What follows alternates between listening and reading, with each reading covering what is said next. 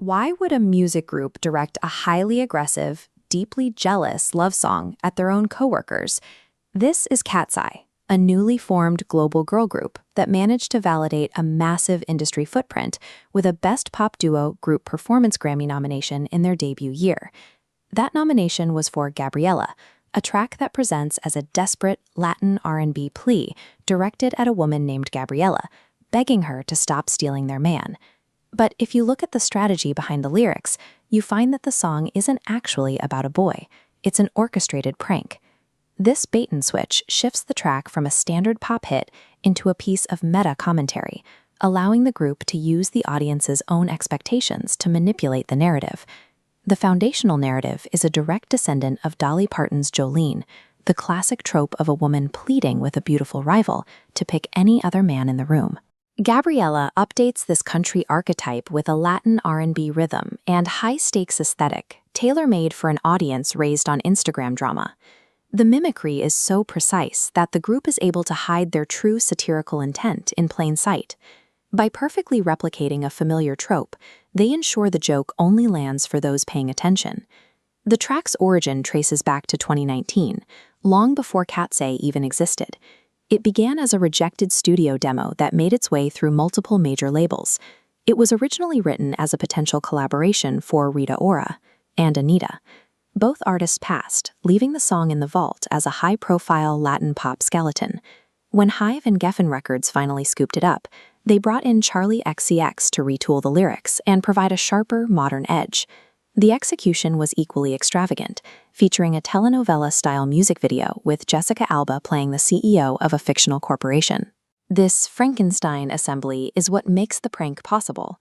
By inhabiting a track with such a high-gloss corporate pedigree, KATSEYE can adopt the role of the jealous pop star to mask their own satirical message.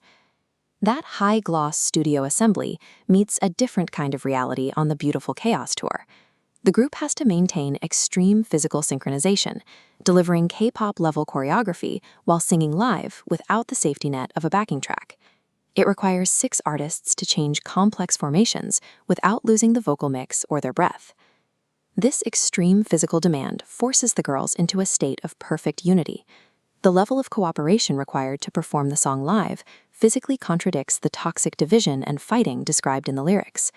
The song peaks during a Spanish bridge, where the character claims total ownership, insisting, "He came with me, and he's leaving with me." But group leader Sophia says the song is actually a satirical jab at the rumors that follow every major girl group. Online solo stands and gossip forums constantly fabricate narratives that the members secretly hate each other or are locked in desperate competition for center stage. KATSEYE decided to weaponize these false rumors. They perform a song about a jealous catfight to mock the audiences who spend their time inventing drama for the group. Gabriela acts as a mirror, taking the internet's toxic, manufactured drama and reflecting it back at fans as high-budget entertainment. Converting internet gossip into a hit song allows KATSEYE to seize control of their public narrative and use it as an offensive weapon. This meta-strategy is exactly what led to their eventual Grammy recognition, proving the industry rewards artists who can outmaneuver their own critics. This identity is built on 3 pillars: the sound of Western pop, Y2K fashion, and K-pop discipline. Their global girl group identity requires the overlapping center of all 3. They aren't defined by one pillar, but by the tension between them. This formula proves self-aware artists can transform toxic discourse into a revenue stream, extracting direct profit from digital noise that usually destabilizes new acts. The internet demanded a toxic catfight, so the group gave them one, as a piece of high-gloss satire. It highlights a strategic intelligence that is often underestimated in manufactured pop. These groups aren't just following a script, they're rewriting it. You can keep worrying about who's flirting with Gabriela, but the real power is held by the 6 women on stage.